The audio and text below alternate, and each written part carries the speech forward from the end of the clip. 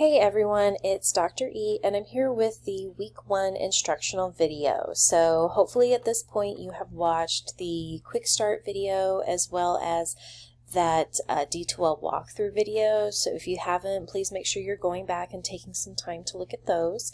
And please make sure you're taking breaks in between them. It's a lot of me to handle if you're trying to do this all at once, but I'm glad you're here. And so I do want you to know that this is going to be a video for both those doing English 2323 and English 1301, so you may see a few things that I will definitely point out if they are different in your classes.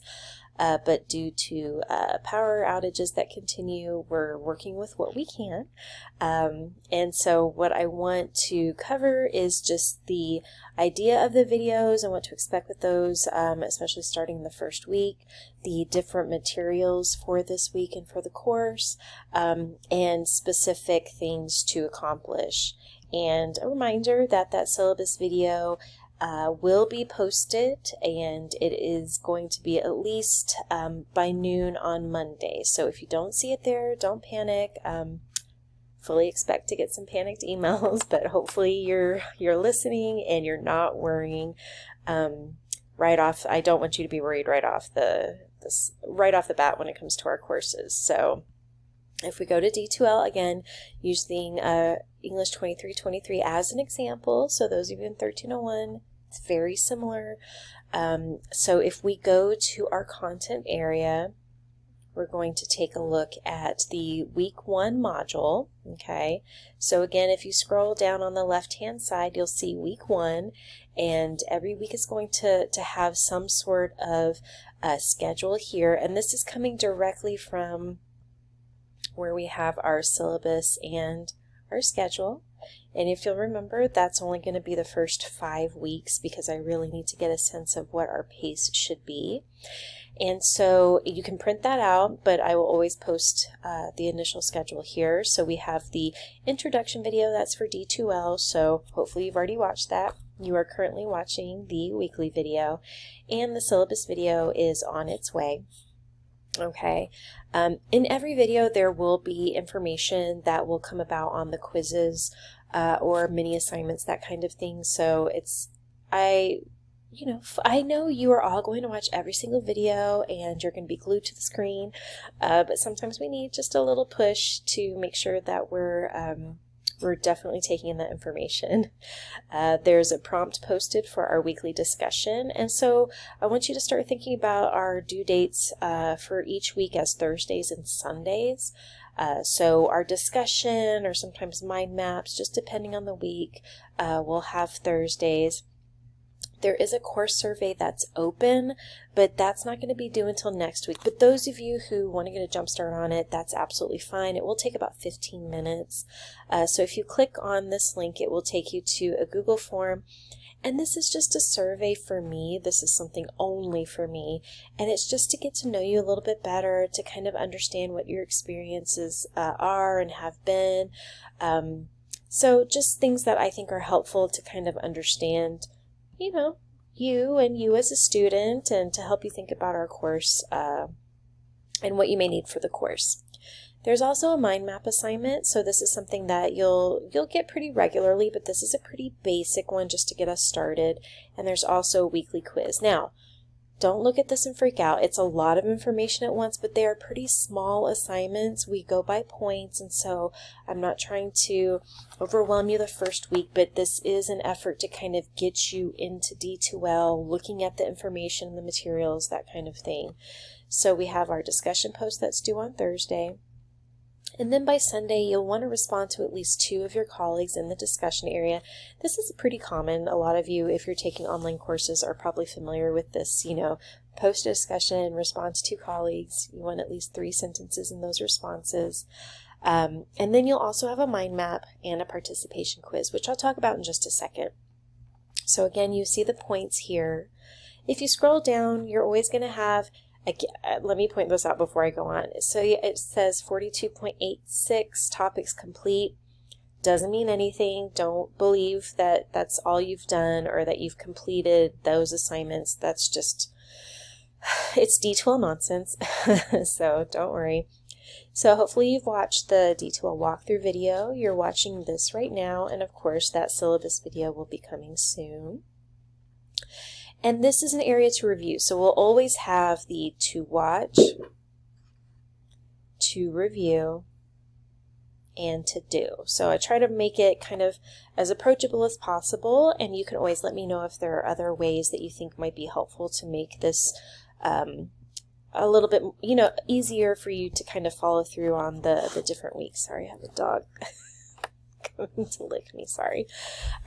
So to review, there is the short schedule for your classes. So it'll look very much like this, but it will have the first 5 weeks. You can kind of get a sense of our pace at this point.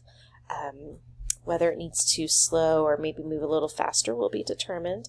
And then your syllabus, right? So if you want to print those materials out, you have them at the ready, but if not, they're always posted to D2L. If there's ever a change in the schedule, you will always be alerted to that. So in the to-do area, you have a discussion. So if you click on this, it takes you to week 1, and this is going to be just, you know, introductions, getting to know one another. It's an online space. It can be hard to get to know and feel like you're part of a community, so this helps a little bit. So I always will recommend that you compose your work in Microsoft Word, just so you can utilize the grammar and spell check features. But it also helps because you can save your work in case you have a power outage or in case D2L times out on you. You're not losing everything. So it's good to just kind of keep a copy, maybe you know, keep it on autosave, that kind of thing. Then you can copy and paste it into the text box. And also, I'm going to say it now, I'll keep saying it, download Grammarly. It's a tool that we can use, so why not? And sidebar, if you send me an email before Sunday at 11:59 p.m. and show me a screenshot that you have downloaded Grammarly onto your device, you will receive a few extra credit points. This is an assignment that's posted anywhere. This is just, hey, are you paying attention to the videos? And are you utilizing those tools that are available to you? All right, so you want to answer each part of the prompt fully. I have a cat who's playing a toy, so I'm going to pause for just a moment and make sure that that noise stops. Well, it's probably not going to completely stop, so let me apologize in advance. Hopefully it's not going to interfere too much. So to post, your response, you want to click Start a New Thread. And I really want you to get into the habit of entering your name as the subject line. This is just not only helpful to me in terms of grading, but it's also helpful to your colleagues so that they can not only start to learn names, but really call you by the name that you prefer. If you would like to change your preferred name in D2L, please understand that you are able to do that by going to the D2L and Tech Help module, and you can do that. But again, putting your name in the subject line and prefer pronouns if you'd like, which I hope you take advantage of. Again, it's just a step to making sure that you're feeling seen, respected, all of that good stuff. Okay, and so you're just going to share answers to these questions, and feel free to copy and paste or just number your responses. That's fine, but answer as much as you'd like. You certainly don't have to go into great detail. So if you want, you click Start a New Thread, and you're going to put your name here, and then you'll just start typing here, or use Microsoft Word to draft your ideas and then paste those here. You can use some of the different options here for different fonts if you want. I'm very much a Times New Roman person. I have a kind of loathing for things like Arial, and Courier is probably my least favorite, but it is what it is. I'm not going to judge in terms of your post font. So you have some options, and if you want to post a picture, then there's some instructions on how to do that, but you click here. Please make sure you click post, double check that you've posted, that kind of thing. And I've included my own intro just as an example. It's okay. Now a dog's stressing out. Know that my answers are a bit lengthier than obviously I expect yours to be. I just, I'm sharing, and if you want to share more, if you want to share less, that's okay, but something a little bit more than, you know, very brief, incomplete sentence responses. We need some more than that, right? And then an image. So this is just my bookshelf, which you'll probably notice in the background of videos once the power outages stop. And I change around the figures and whatnot. And so you'll click post. Give me 1 second to go back.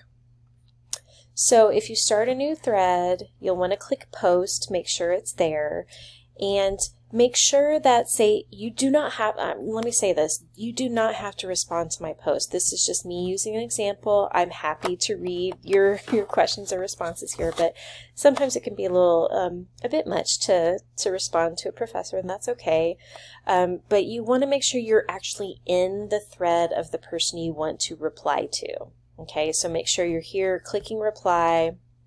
It's going to auto-populate that person's name, and then you can just start your response and click post. Don't accidentally start your own thread when you're responding to somebody, because then it just gets majorly confusing. If you don't know what I'm referring to here, just follow those instructions and you'll be good to go. All right, so if I scroll down, that was our week 1 discussion. Again, these check marks mean nothing. There's also a mind map assignment. So instead of just writing discussion posts and doing the same things over and over again, sometimes it's nice to just get out of that and to be a bit more visual. So we have these mind map assignments. This week it is very basic. In the future you'll have more detail about the mind map assignment, but this one, it's just let's organize our ideas in a visual way. Okay, so you're going to create a mind map that reflects on what you believe are the most important bits and information in the syllabus. Okay, so this is very, you know, much up to you to make your decisions. What are the areas or the information that's most important to you as a student, and why? Okay, so in the middle of your mind map is going to be essentially the idea or the word syllabus. Okay, those of you in 1301, you probably can't see this image in your assignment area because it kept blocking it. I don't know why. But so right here would be syllabus, and radiating out would be what are the 4 main ideas? Like, what do you look for in a syllabus when you start a class? So do you look for the grade distribution? Do you look for the attendance policy? Do you look for the diversity, equity, and inclusion statement? You know, what is something that you think is important? And so you want to choose 4 of those and explain why, okay? For this week, you can handwrite or draw this and upload it in JPEG format. You know, sometimes it's fun to do that. In the future, we won't have that option, but, you know, we're just getting started. Or you can utilize the basic template, which is available right here. And this is it. This is the basic template. You can also, of course, play around with Microsoft Word and create your own, or something like Canva has a really good mind map option. You know, just make sure you're uploading your document in the proper format, because D2L only accepts these. Especially if you have a Mac, please make sure you're uploading in the right format. And then you can make use of the discussion board area. And so you'll upload your document here, find it on your computer, you'll click open. Please double check that you'll load it here. So let me just, I'm just going to do, so you'll see it loading here. You can actually click on it and open it to double check it is the right document. Make sure you are then taking the time to submit to the assignment folder. Some people skip that and it's not great. Okay, so you'll also, one good thing about D2L is once you upload an assignment, it will send you a confirmation email, so you can go to your email and double check that as well. Let me go to the discussion area, because something I missed, I believe, in the D2L walkthrough video, but I'm correcting that now. There is a Q&A discussion board. If you have any questions, you can post here, and you can do so anonymously, and I'll answer, or you can have colleagues answer. And then there's a student-only chat that I do not have access to, so you can ask questions, form group me's, you know, get to know one another. All right, that's it for the first week. Please let me know if you have questions right here. Take care, good luck, you've got this.